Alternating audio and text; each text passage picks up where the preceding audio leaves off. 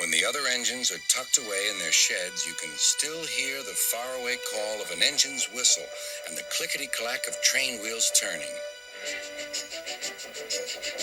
This is the sound of the mail train. One train is pulled by Thomas and the other by Percy, as the loads are too heavy for one engine to do the work alone. The mail is loaded into freight cars at the harbors, and the engines pull their trains through the silent stations delivering their precious loads. On a clear night, a big shiny moon brightens their journey, but often Thomas and Percy can't even see the stars. But whatever the weather, lamps along the track always light their way.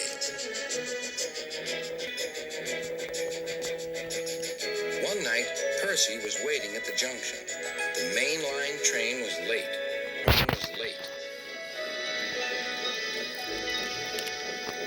At last, Henry arrived. "Sorry," he puffed. "The mail boat from the mainland was delayed." "Come on, Percy," said his driver. "Let's make up for lost time." Percy puffed along as quickly as he could, but the sun was already rising as he finished his work.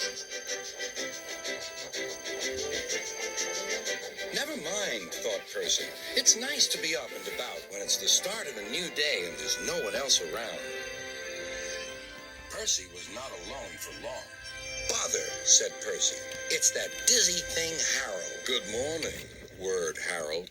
"I always said railways were out of date, but you're so slow with the mail. You should give everyone their stamps back." Percy was too tired to explain. "Bird brain," he muttered.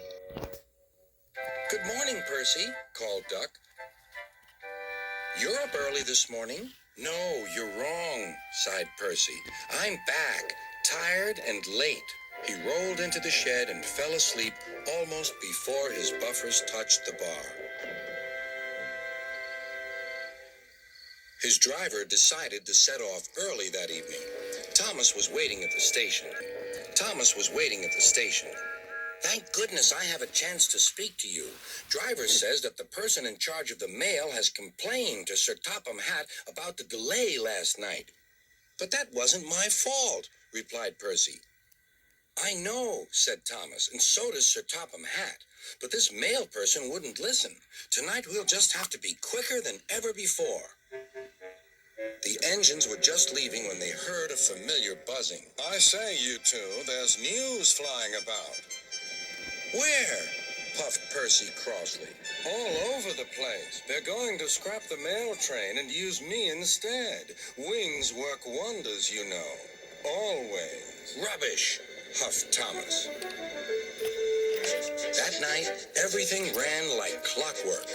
Thomas and Percy steamed through the stations, making good time everywhere they went. At a station, Thomas noticed a man looking cold and worried. He had missed his train home. "We can give you a ride," said Thomas's driver, "but it will be rather uncomfortable." "Thank you," said the man. "Anything's better than sitting here."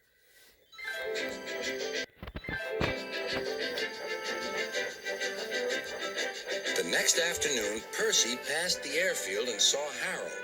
"Hello, Lazy Wings. Are you too tired to fly today?"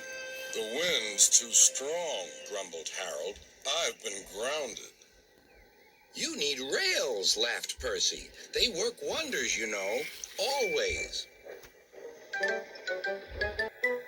That night, Sir Topham Hatt showed the two engines a letter. It was from the man who missed his train. "He thinks you are both splendid, and everyone says that the mail train is the pride of the line."